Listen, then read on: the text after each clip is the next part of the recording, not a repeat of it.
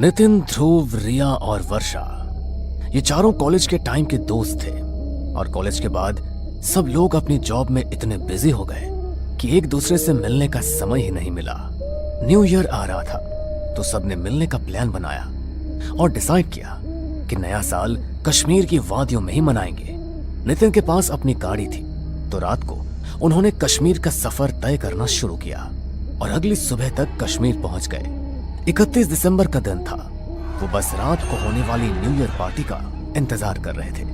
यार, कश्मीर तो सचमुच स्वर्ग है। यहाँ की सुंदरता देखकर तो मैं मंत्रमुग्ध हो गया हूँ। यार, पहाड़ी इलाके जितने सुंदर होते हैं वहाँ पर भूतों की घटनाएं भी उतनी ज्यादा होती है।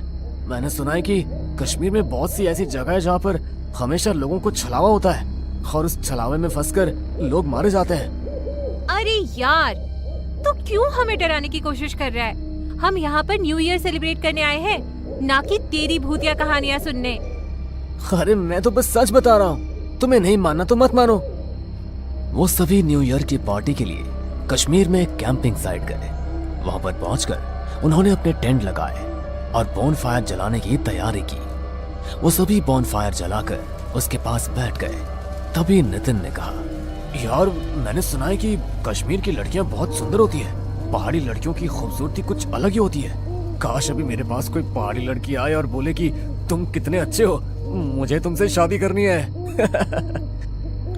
भाई, रात के 12 बजे किसी लड़की का तो पता नहीं, लेकिन कोई भूतनी जरूर तेरे पास आ सकती है। जब देखो तब फालतू की बातें करता रहता है। अच्छा बेटा, मैं फालतू की बातें कर रहा हूँ, तू तो जैसे बहुत समझदारी वाली बातें करता है ना। अरे यार, वर्षा के सामने ज्यादा सीधा बन रहा है। अच्छा तुम लोग बैठो, मैं अभी आता हूँ, बहुत जोर की लगी है। अरे रुक, अपने साथ माचिस लेकर जा। कोई छलावा मिल गया तो अपने साथ ही ले जाएगा। अरे तू बंद करना अपनी बकवास यार, अभी आ रहा हूँ बस मैं।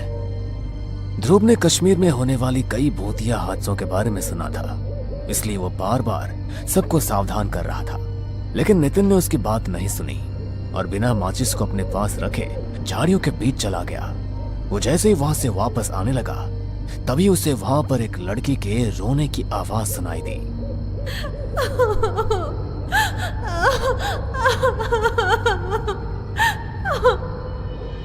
अरे, इतनी रात गए लड़की के रोने की आवाज। कहीं सचमुच यहाँ पर कोई छलावा तो नहीं है? जल्दी से निकलना पड़ेगा।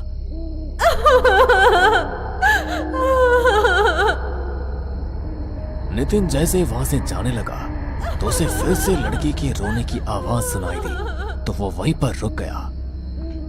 अरे अरे, फिर से वही आवाज। लगता है सच में कोई मुसीबत में है। हाँ, मैं मुसीबत में हूँ। तुम इस तरह अचानक से मेरे सामने कैसे आ गई? अभी तक तो यहाँ पर कोई नहीं था। मेरी मदद करो। मैं तो बहुत समय से यहाँ पर किसी की मदद का इंतजार कर रही हूँ। अंधेरे की वजह से आप मुझे देख नहीं पाए। मैं बहुत मुश्किल में हूँ, प्लीज मेरी मदद कर दीजिए। शहर से आए हुए कुछ लड़के मेरे पीछे पड़ गए थे।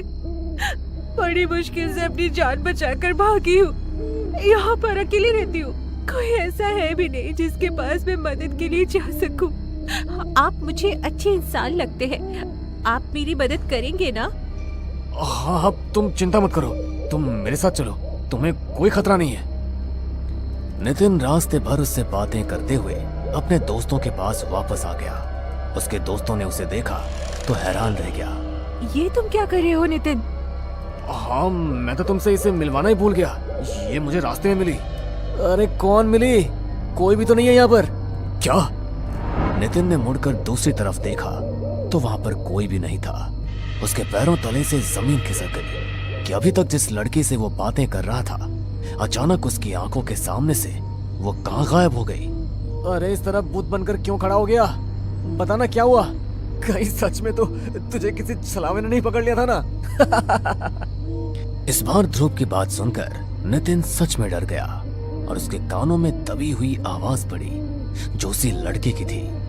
अब तो तुम समझ ही गए होगे कि मैं कौन हूँ। चलोगे ना मेरे साथ? ये आवाज जैसे ही नितिन के कानों में पड़ी तो वो अचानक बौखला गया और वही लड़की अचानक से उसे खींचने लगी। जैसे ही सबने देखा तो वो बहुत ही भयानक थी।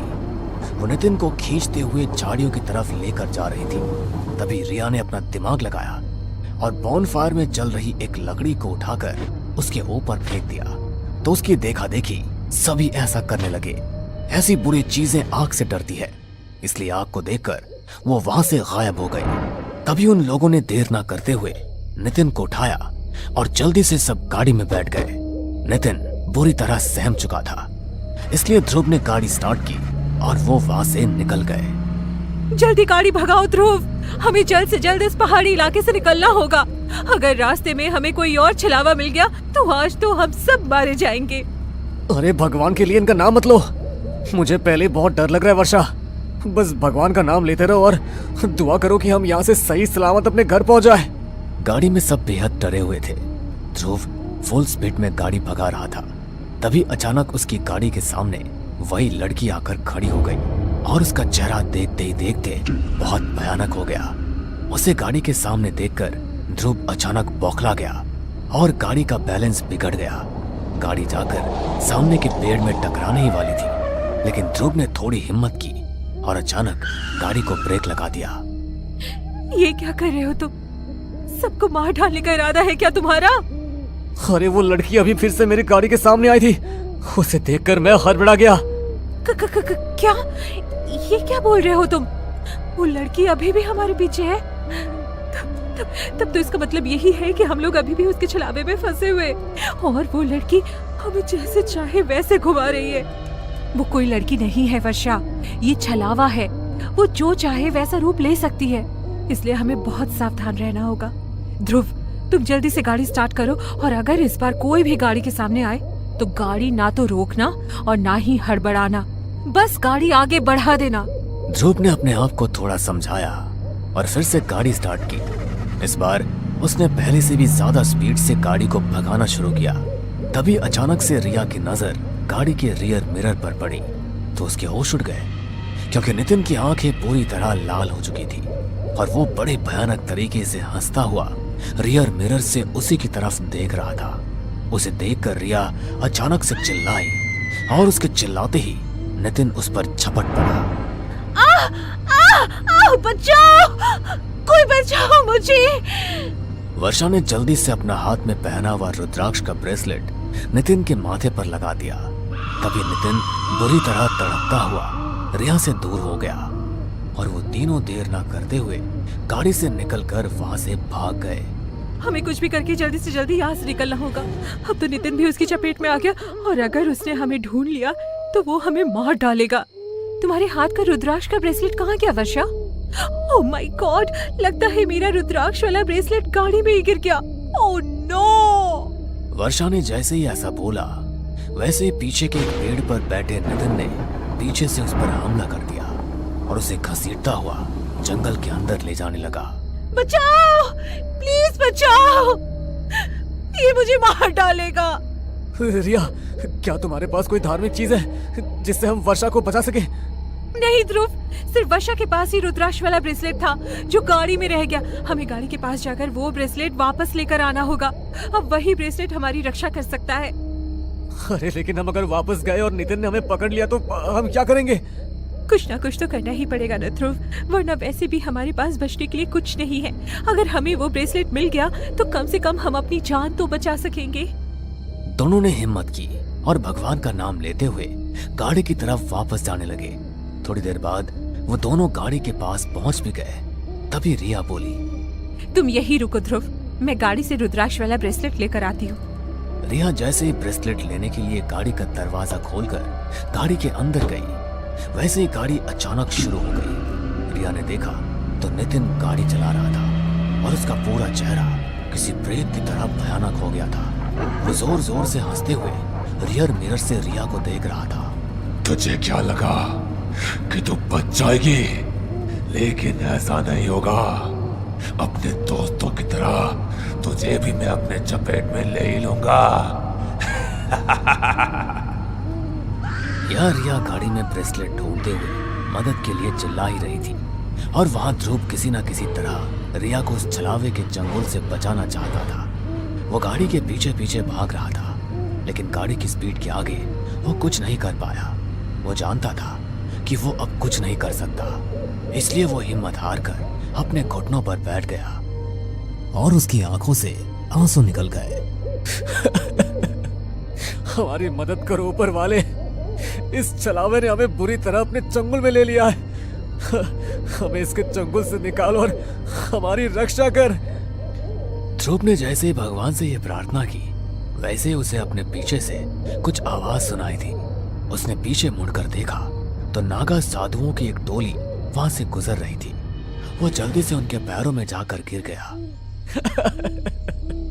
मेरी मदद कीजिए बाबा, छलावे ने मेरे 3 दोस्तों को अपने कब्जे में ले लिया है। मुझे उनकी जान बचानी है, मेरी मदद कीजिए। तुम चिंता मत करो बेटा, हमसे जितना बन पाएगा हम करेंगे। नागा साधुओं की टोली ने अपने हाथ में भभूति ली और कुछ मंत्र पढ़ते हुए रास्ते पर भभूति को दे मारा। तभी एक सीधी लकीर खींचती हुई बहुत आगे तक गई। हमें इस रास्ते पर आगे बढ़ना होगा। ध्रुव जल्दी जल्दी नागा साधुओं के साथ उस रास्ते पर बढ़ने लगा तो देखा उसकी गाड़ी एक जगह पर आकर रुक गई है। नागा साधु ने फिर से भभूति को अभिमंत्रित करके गाड़ी पर छिड़क दिया तो एक काला धुआं गाड़ी से निकलकर जंगल के अंदर जाकर समा गया। उन्होंने गाड़ी का गेट खोला और नितिन और रिया पर भी भभूति छिड़की और उन तीनों को अपने साथ अपने आश्रम ले गए। आपका बहुत बहुत धन्यवाद बाबा, आपकी वजह से आज हम तीनों सुरक्षित हैं। लेकिन हमारी एक दोस्त वर्षा अभी भी लापता है, हमें उसे ढूंढना होगा। मैं जानता हूँ बेटा कि तुम्हारी एक और दोस्त लापता है, लेकिन मुझे बड़े खेद के साथ कहना पड़ रहा है कि वो अब जिंदा नहीं है। छलावे ने उसे अपनी चपेट में लेकर खत्म कर दिया। तुम उसके लिए दुआ करना कि भगवान उसकी आत्मा को मुक्ति दे। नागा साधु की बात सुनकर उन तीनों की आंखों में आंसू आ गए, क्योंकि उन्होंने अपने एक बहुत अच्छी दोस्त को खो दिया था। नागा साधु ने दिन के समय ही उन्हें वहां से रवाना कर दिया।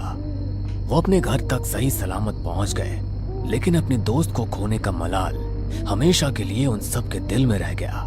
उन्होंने वर्षा की मुक्ति के लिए हवन करा है ताकि उसकी आत्मा को छलावे से मुक्ति मिल सके, लेकिन उनके मन में हमेशा यही बात रही कि अगर वे थोड़ी और कोशिश करते तो शायद वर्षा को बचा पाते, या वो लोग कभी नया साल मनाने के लिए कश्मीर गए ही ना होते। वैसे तो कश्मीर लोगों के लिए स्वर्ग है, लेकिन उन लोगों के लिए नर्क बनकर रह गया और वो लोग फिर कभी अपनी जिंदगी में कश्मीर नहीं गए। कश्मीर की वो बुरी यादें हमेशा के लिए उनके दिलों में समा